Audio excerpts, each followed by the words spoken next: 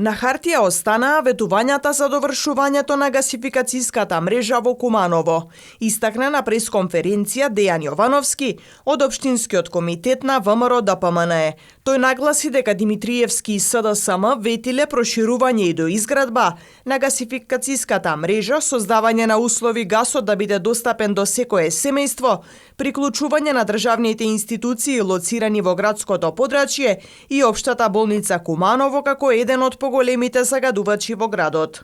Доколку Димитриевски и СДСМ ја гасифицираа болницата, немаше да има потреба истата да набави мазут од фирма Актуелна по увоз на штетно масло, потенцијално уште повеќе да ги труе кумановци. Затоа ги повикуваме надлежните институции да испитаат дали Кумановската болница користела од штетното масло како мазут за загревање и доколку ова се потврди, да се преземат соодветни мерки за утврдување на одговорност. Нема да дозволиме ова да се заташка, па така, ако сега не го разоткријат сите сомневања, идната власт на ВМРО ДПМНЕ со сигурност ќе ги разоткрие.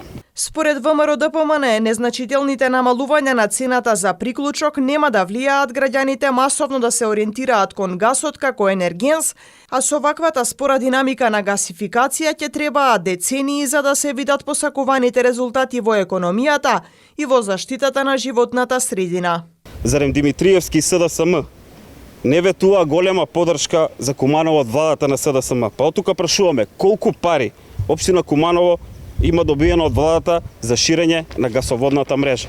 Каков бенефит ќе има едно просечно семејство во Куманово кога ќе треба да потроши неколку просечни плати за да добие газ. Кумановчани прескапо го плаќаат приклучокот за газ, додека Максим Димитриевски и СДСМ потрошија над 7 милиарди денари буџетски пари во изминатите 4 години. Кумановци ќе треба да плаќаат дури 550 евра приклучок за гасоводна мрежа и покрај субвенциите.